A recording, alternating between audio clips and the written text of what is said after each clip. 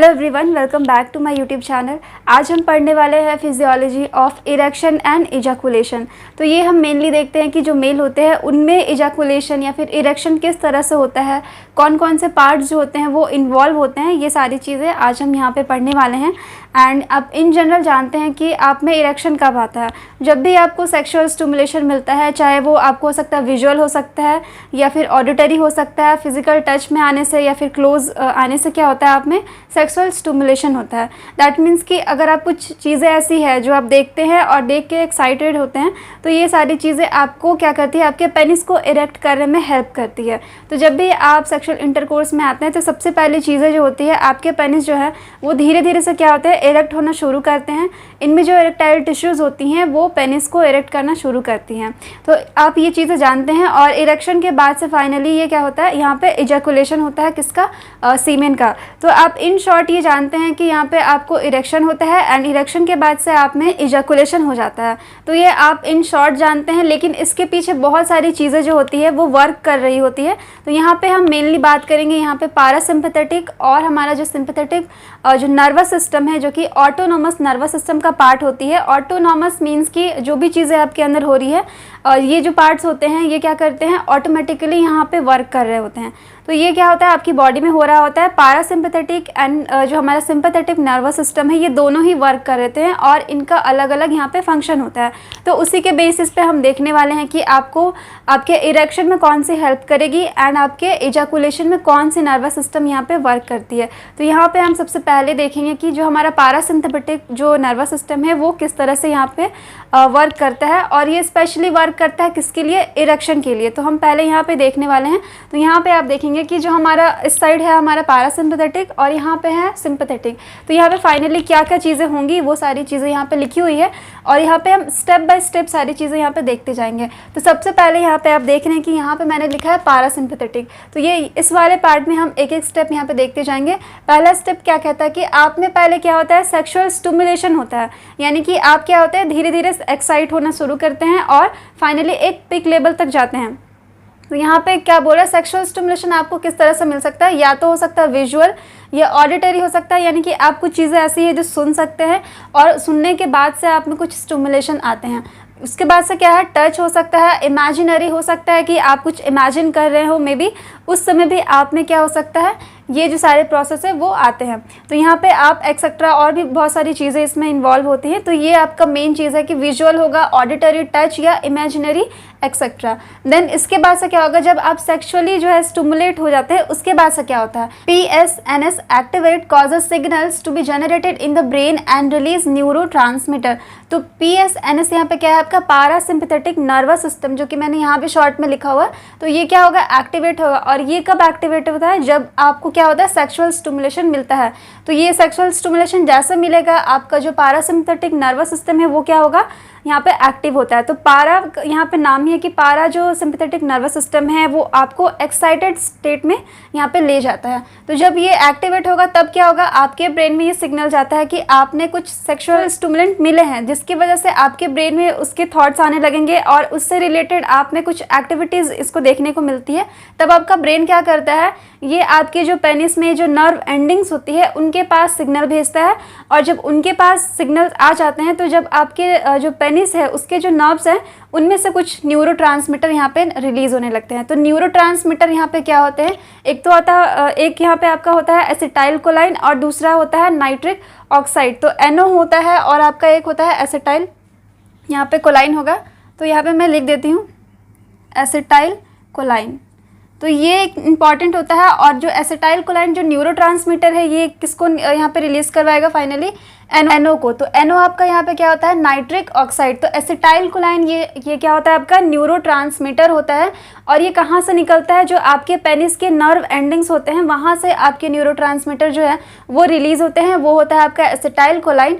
और ये क्या करता है, NO यानी कि नाइट्रिक ऑक्साइड को यहाँ पे रिलीज करवाता है। उसके बाद से ये क्या होता है, इसके वजह से आप में जो आपकी बॉडी है वो क्या करती है, इससे जब रिलीज़ करना शुरू करती है तब क्या होता है, नेक्स्ट यहाँ पे आप जो थर्ड स्टेप है वो क्या है आपका, relaxation of vascular and cavernosal smooth muscles. तो यहाँ पे पहले एक चीज़ आप यहाँ पे जान लीजिए कि जो आपकी जो पेनिस है, मैंने आपको बताया हुआ है अलग से भी वीडियो में कि आपके जो पेनिस होते हैं उसमें 2 टाइप के इरेक्टाइल टिश्यूज़ जो होते हैं वो प्रेजेंट होते हैं। तो पहला एक आपका जो होता है कॉर्पोरा कैवर्नोसा और दूसरा होता है कॉर्पस स्पॉन्जियोसम। तो ये दोनों जो टिश्यूज़ होते हैं ये क्या होती है, इरेक्टाइल टिश्यूज़ होती हैं। तो यहाँ पे यही चीज़ बोल रही है कि जो रिलैक्सेशन होता है आपके वैस्कुलर टिश्यूज़ में, यानी कि आपके जो वेन्स है, आर्टरीज़ है, उनमें क्या होगा, रिलैक्सेशन जब होगा तो आपकी जो आर्टरीज़ है या वेन है वो क्या होती है, वाइड होना शुरू करेंगी। तो वाइड होगी तो क्या होगा, जो ब्लड फ्लो होता है वो ज़्यादा हो जाता है, जिसकी वजह से जो आपके जो कैवर्नोसल स्मूथ मसल्स होते हैं, यानी कि जो इरेक्टाइल टिश्यूज़ है पेनिस में जो यहाँ पे प्रेजेंट होती हैं, वो क्या होती है, उनमें भी रिलैक्सेशन होता है। तो वो इस तरह से मीन्स कि आप कहते हैं कॉन्ट्रैक्शन में रहती है। जब वो उनमें रिलैक्सेशन होता है तो वो खुलते जाती है, मीन्स को अगर वो खुलेंगी तो क्या होगा, उनमें जो खाली स्पेस होता है, यानी कि जो साइनस होती है, साइनस मीन्स की जो कैविटी होती है, खाली जगह जो होती है, उनमें क्या होता है, ब्लड फ्लो धीरे धीरे से यहाँ पे भरने लगता है, जिसकी वजह से जो आपकी जो पेनिस है उसमें इरेक्शन आने लगता है। और इसके बाद से क्या होता है कि जब भी आपके वैस्कुलर टिश्यू में, यानी कि आपकी आर्टरीज में या वेन में जो भी है, यहाँ पे अगर जब ब्लड फ्लो आता है और जो आपके मसल्स है, जो आपकी इरेक्टाइल टिश्यूज़ है, उनमें जब ब्लड फिल होती है, इसकी वजह से क्या होता है, आपकी जो इरेक्टाइल टिश्यूज़ है वो क्या करती है, प्रेशर जनरेट करती है, और इस वजह से क्या होते हैं, जो वेन्स होती हैं वो ब्लॉक हो जाती है, और ब्लॉक होने के कारण से ब्लड जो है वो बाहर नहीं जा पाता है। अगर ब्लड आपके साइनस से, आपकी कैविटी से बाहर नहीं जाएंगे तो आपका पेनिस लंबे टाइम तक क्या होता है, इरेक्ट रहता है। तो ये यहाँ पे होता है कि रिलैक्स जैसे होगा आपके वैस्कुलर टिश्यूज़ में या फिर आपके जो इरेक्टाइल टिश्यूज़ में, अगर वो रिलैक्स में है, दैट मीन्स कि आपका ब्लड फ्लो अच्छा आएगा वहाँ पे। किसकी वजह से, वैस्कुलर टिश्यू में अगर रिलैक्सेशन है, दैट मीन्स कि आपका ब्लड वहाँ पे फ्लो अच्छा आ रहा है। एंड जो आपके यहाँ पे कैवर्नोसल स्मूथ मसल्स है, जो इरेक्टाइल टिश्यूज़ है, उनमें अगर रिलैक्सेशन है तो वहाँ पे आपका ब्लड जो है वो जल्दी जल्दी फिल होता है और स्पेस जो है वो ज़्यादा होते जाता है। तो अगर ब्लड यहाँ पे भरते हैं तो उससे आपको क्या होता है कि आपका जो पेनिस है उसके लेंथ में भी यहाँ पे इंक्रीज़ होता है, उसके विड्थ में, यानी कि वो चौड़ा भी हो जाएगा, देन उसके लेंथ में भी इंक्रीज़ मिलेगा, और जो वेट होता है पेनिस का वो भी क्या होता है, वो बढ़ जाता है। तो यहाँ पे फुल्ली आपको क्या मिलता है कि आपका रिलैक्सेशन से यहाँ पे पेनिस जो है वो इरेक्शन को दिखाता है। देन उसके बाद से यहाँ पे बोल रहा है कि blood flow increases in erectile tissues of penis. तो यहाँ पे मैंने आपको बता दिया कि अगर ये रिलैक्स होती है तो ब्लड फ्लो क्या होता है, ज़्यादा हो जाता है, और आपके जो खाली स्पेसेस है, कैविटीज़ है जो आपके इरेक्टाइल टिश्यूज़ में, उनमें ब्लड फिल हो जाएगा और पेनिस फाइनली क्या होता है, इरेक्ट हो जाता है। तो यहाँ पे फाइनली आपका क्या होता है, पेनाइल इरेक्शन। तो यहाँ पे एक चीज़ आपको याद रखनी है कि जो आपका पैरासिम्पैथेटिक जो नर्वस सिस्टम है, ये आपका क्या कराता है, रिलैक्सेशन करवाएगा। रिलैक्सेशन हुआ यहाँ पे, और आपके जो वेस्कुलर टिश्यूज़ है वो क्या होते हैं, डायलेट होते हैं, मीन्स चौड़े हो जाते हैं, तो ब्लड क्या होगा, ज़्यादा होगा, और इसकी वजह से जो मसल्स है यानी जो टिश्यूज़ है वो भी क्या होंगे, ज़्यादा ब्लड को अपने अंदर कैप्चर करके रखती है, होल्ड करके रखती है लंबे टाइम तक, तभी आपका जो पेनिस है वो इरेक्शन दिखाता है। उसके बाद से यहाँ पे आप देखते हैं कि ये हमारा पैरासिम्पैथेटिक नर्वस सिस्टम का जो काम है यहाँ तक ख़त्म हो जाता है। इसके अलावा भी इसके 2 काम होते हैं कि ये म्यूकस को सिक्रेट करता है, जिससे कि लुब्रिकेशन होता है, वो भी किसमें, हमारे पेनिस में। तो इधर अब हम देखते हैं कि सिंपैथेटिक जो नर्वस सिस्टम है वो किस तरह से वर्क करती है। तो यहाँ पे पारा का क्या काम था कि आपको क्या करती है, एक्साइट करती है। जब धीरे धीरे आपका जो एक्साइटमेंट है वो बढ़ते जाता है और एक पीक तक आ जाता है, तब जो आपका सिंपैथेटिक नर्वस सिस्टम होती है वो क्या होती है, यहाँ पे एक्टिवेट होना शुरू होती है। तो ऐसे भी आप जानते हैं कि कोई भी चीज़ जो है अगर लंबे टाइम तक है तो फिर उसमें क्या होता है, धीरे धीरे फॉल डाउन आना यहाँ पे कंपलसरी होता है। तो जब आप ज़्यादा एक्साइटेड हो जाते हैं तो आपकी जो सिंपैथेटिक नर्वस सिस्टम है वो क्या करेगी, आपको शांत करना धीरे धीरे यहाँ पे शुरू करती है। तो इसमें क्या क्या प्रोसेस आपको देखने को मिलेंगे। सिंपैथेटिक आपको क्या करेगी, आपको यहाँ पे लो फील करवाएगी, यानी कि आप में जो एक्साइटेशन है उससे क्या करेगी, आपको कम करना यहाँ पे शुरू करती है। तो पहला यहाँ पे क्या बोलता है कि पीक ऑफ एक्साइटेशन अगर जब भी होता है तब क्या होता है, आपका सिंपैथेटिक नर्वस सिस्टम क्या होगा, एक्टिवेट होना यहाँ पे शुरू होगा। तो ये यहाँ पे क्या होगा, ये एक्टिवेट होता है, कौन सा, हमारा सिंपैथेटिक। और ये कब होगा, जब आपका एक्साइटेशन जो है वो काफ़ी ज़्यादा पीक लेवल तक यहाँ पे जब रहता है। फिर क्या होगा, ये क्या करेगा, कॉजेस कॉन्ट्रैक्शन। तो आपने सिंपैथेटिक में क्या देखा कि वो रिलैक्स करवाती है, लेकिन ये जो सिंपैथेटिक है ये क्या करेगी, आपको यहाँ पे कॉन्ट्रैक्शन करवाएगी। तो यहाँ पे कॉन्ट्रैक्शन भी यहाँ पे देखना है कि आपको कहाँ कहाँ पे आपको कॉन्ट्रैक्शन देखने को मिलेगा। तो ये हमारा आता है epididymis, then vas deferens, seminal vesicles, ejaculatory duct and subsequently urethra and also closes the urinary bladder's sphincter. तो यहाँ पे क्या हो रहा है कि आपका जो सिंपैथेटिक नर्वस सिस्टम है वो एक्टिवेट हो चुका है और ये क्या करवाएगा यहाँ पे कॉन्ट्रैक्शन।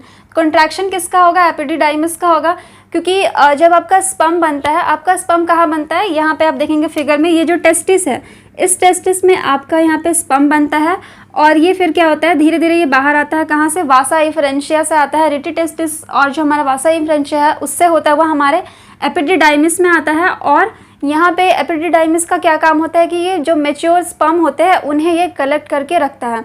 एंड जब भी आप में इरेक्शन होता है तब क्या होता है कि आपका जो कॉन्ट्रैक्शन होगा, कॉन्ट्रैक्शन किस में कह रहा है? एपिडिडाइमिस में। तो ये एपिडिडाइमिस का क्या काम है कि इसमें जो स्पर्म्स है तो ये जब कॉन्ट्रैक्ट करेगा, इस तरह से जब इसमें कॉन्ट्रैक्शन होगा तो ऑटोमेटिकली क्या होगा, जो स्पर्म होंगे यहाँ से क्या होंगे, रिलीज़ होना क्या होता है, यहाँ पे शुरू होते हैं। तो ये फर्दर रिलीज़ होकर कहाँ जाएंगे? वास डिफरेंस में जाएंगे, क्योंकि एपिडिडाइमिस के बाद से आपका नेक्स्ट जो यहाँ पे आता है स्ट्रक्चर वो क्या होता है? आपका नेक्स्ट स्टेप क्या होता है? Vas deferens. तो ये वास डिफरेंस है, इस तरह से होते हुए कहाँ जाएगा? आपके यहाँ पे आएगा आपका जो सेमिनल वेसिकल है, ये आपका ग्लैंड है। इसके जो सिक्रेशंस होंगे, इसके सिक्रेशंस जो होते हैं वो अल्कलाइन नेचर के होते हैं और ये आपका जो सीमेन का जो वॉल्यूम देता है, ये 60% ऑफ वॉल्यूम आपको देता है आपके सीमेन का। तो ये 60% वॉल्यूम देता है आपके सीमेन का। और ये जो स्पर्म इधर से आए हैं ये सेमिनल वेसिकल के फ्लूइड के साथ जो है मिक्स होते हैं। देन आपका कॉपर्स ग्लैंड होता है, देन बल्बोयूरेथ्रल ग्लैंड जो है, इनके सारे के सिक्रेशंस ये क्या करेगा? ले जाएगा। तो ये ले जाता है कॉमन जो आपका यूरेथ्रा होता है, ये जो आप रेड कलर का देख रहे हैं जो बाहर की तरफ आ रहा है, ये आपका क्या होता है? यूरेथ्रा होता है। तो ये यूरेथ्रा से होते हुए क्या होता है? बाहर की तरफ निकल जाता है। तो उससे पहले एक चीज़ यहाँ पे आप देखते हैं कि यहाँ पे एक और चीज़ क्या बोल रहा है कि आपके जो ब्लैडर के स्फिंक्टर होते हैं ये क्लोज करवाने का भी काम किसका होता है? आपके सिंपैथेटिक नर्वस सिस्टम का। तो ये क्या होता है, यहाँ पे मेनली आपका जो है स्फिंक्टर प्रेजेंट होता है। तो यहाँ पे ऐसा भी हो सकता है कि आपका जो सीमेन है अगर वो इजैकुलेट होने वाला है उस समय हो सकता है कि आपके यूरिनरी ब्लैडर से जो यूरिन है हो सकता है उसमें मिक्स हो जाए। तो उससे बचने के लिए क्या होता है, यहाँ पे जो ब्लैडर होता है आपका उसमें स्फिंक्टर होता है, वो क्या करेगा? उसे यहाँ पे क्लोज कर देगा। अगर उसे क्लोज कर देगा तो यूरिन जो है वो आपके सीमेन में मिक्स नहीं होगा, केवल जो आपका सीमेन है जो कि स्पर्म को ले आ रहा है बस वही आपके यूरेथ्रा से क्या होगा? बाहर आएगा। क्योंकि यहाँ पे जो आपका यूरेथ्रा होता है वो दोनों आपके सीमेन को, आपके स्पर्म जो भी होते हैं एंड जो आपका यूरिन है इसको क्या करता है? बाहर निकालने का काम करता है। यानी कि कॉमन पैसेज कौन होता है? आपका यूरेथ्रा।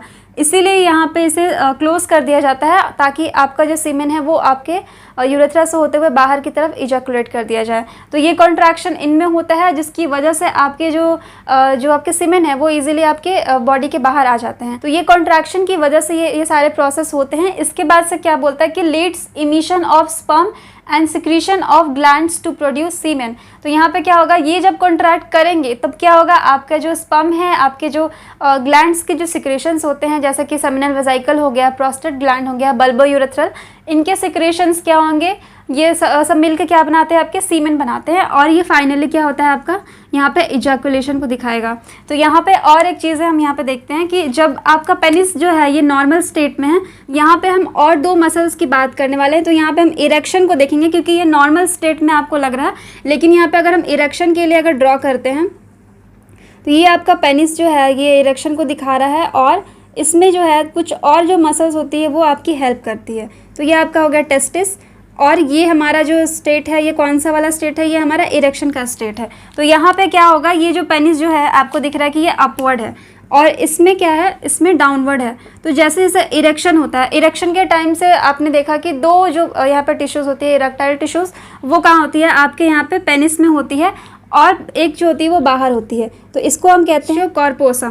और ये जो मसल्स होती है क्या करेगी? आपके पेनिस को इरेक्ट करेगी। तो इस पे किसका वर्क होता है? ये जो आपकी रेड वाली मसल्स है ये पारासिम्पैथेटिक की वजह से होता है और एक और जो टिश्यू होती है वो आपके इसी में होगी, यहीं पे बाहर की तरफ जो होगी वो क्या करवाएगी? आपका इजैकुलेशन में हेल्प करेगी। तो इजैकुलेशन के लिए आपको पता है कि ये सिंपैथेटिक नर्वस सिस्टम का काम होता है। तो पारा जो है वो क्या करवाएगा? इस मसल्स को क्या करेगा? एक्टिवेट करता है और ये क्या करता है? ये मसल का स्पेशली क्या काम होता है कि ये अपवर्ड आपके पेनिस को इरेक्ट करने में हेल्प करती है। और ये जो ग्रीन वाला आप देख रहे हैं ये सिंपैथेटिक की वजह से होता है और ये क्या करवाती है? इजैकुलेशन करवाती है। तो जब ये सारी चीज़ें चल रही होती है और आपका जो स्पर्म है वो सीमेन और ये सारे जब बाहर निकलते हैं तब ये जो हमारा सिंपैथेटिक नर्वस सिस्टम है वो इस मसल्स पे वर्क करता है। इसका क्या नाम होता है आपका बल्बो स्पॉन्जियोसम। तो ये टिश्यू क्या होती है यहाँ पे एक्टिवेट होने की वजह से इस पेनिस को वापस से क्या करती है इसके नॉर्मल स्टेट में लाने के लिए इसको फिर से क्या करेगी स्टिमुलेट करेगी। तो जैसे ही आपका जो सीमेन है वो बाहर की तरफ निकल जाता है, आपकी जब सेक्सुअल एक्टिविटी यहाँ पे ख़त्म होने वाली होती है तब ये क्या होता है आपका सिंपैथेटिक नर्वस सिस्टम क्या करेगा इस मसल्स को क्या कहेगा इस टिश्यू को फिर से नॉर्मल स्टेट में इसको लाने के लिए कहता है और जो आपका पेनिस है वापस से आपके नॉर्मल स्टेट में यानी कि इस वाले स्टेट में वापस आ जाता है। तो ये आपने दो तरह की चीज़ें आपने यहाँ पे देखी कि ये नॉर्मल स्टेट के लिए हो गया और जो आपका इरेक्शन होता है तब कौन कौन से यहाँ पे जो टिश्यूज़ है वो हेल्प करती है। तो फाइनली आप यहाँ पे देख रहे हैं कि सिंपैथेटिक का क्या काम है कि आप जब पीक ऑफ एक्साइटेशन में रहते हैं तब ये एक्टिवेट हो जाता है और ये कॉन्ट्रैक्शन करवाता है इन सारी जो डक्ट्स होती है या फिर जो ग्लैंड्स है इनमें,